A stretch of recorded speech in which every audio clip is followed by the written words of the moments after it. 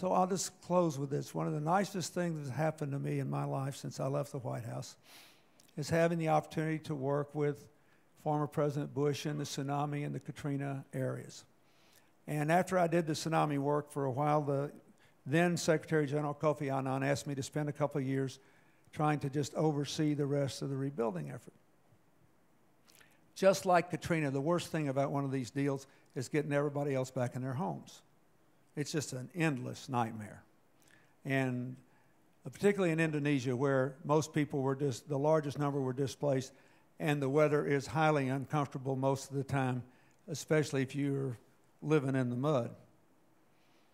So as the UN coordinator, I had to go back once, and I went to one of these refugee camps just so people could vent their frustrations at me, and I could listen to them. So I get to the camp, and I learned that every camp had elected a leader. So this leader would take me through the camp and tell me what was wrong. So I get out, I meet the leader, his wife, and his son. And I look down at this little boy, and by the way, I had an interpreter who had been a young Indonesian television person who then went into this work because she wanted to help her country.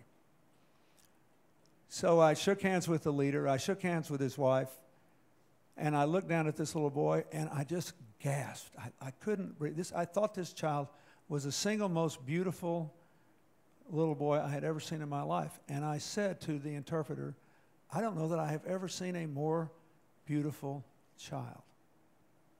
And she said, oh, he's very beautiful. And before the tsunami, he had 9 brothers and sisters, and they're all gone.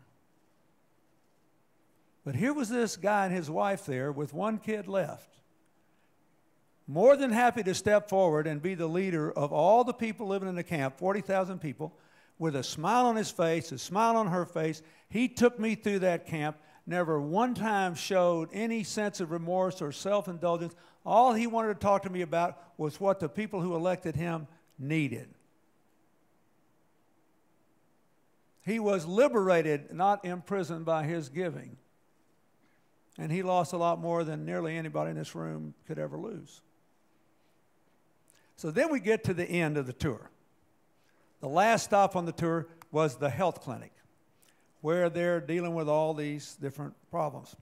And I looked up, and there was the man's wife, a mother who had lost 9 of her 10 children, holding a 2-day-old baby in her arms.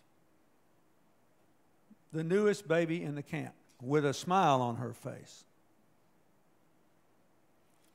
And I learned that, because I knew she wasn't the mother of the baby, that she had brought the baby to see me because in their culture, and now I'm going to get in a lot of trouble all over the world when I say this.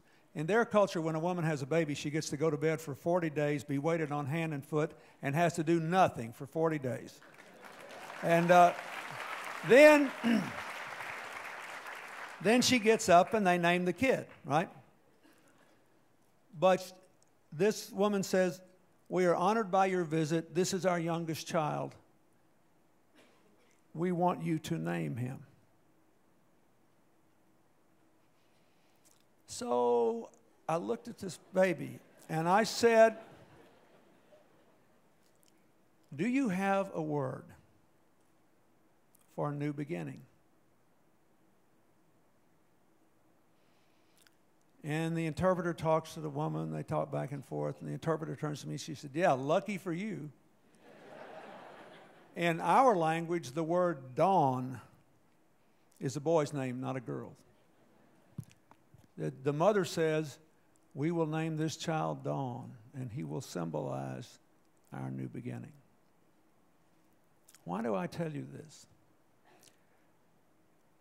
We should not, any of us, have to encounter people who have lost everything. We shouldn't have to walk alongside a man and woman who've lost 9 of their 10 children. We should not have to see their courage, their heart, and their giving to follow their example. That's why we do this, to move from I wish to I will. God bless you all.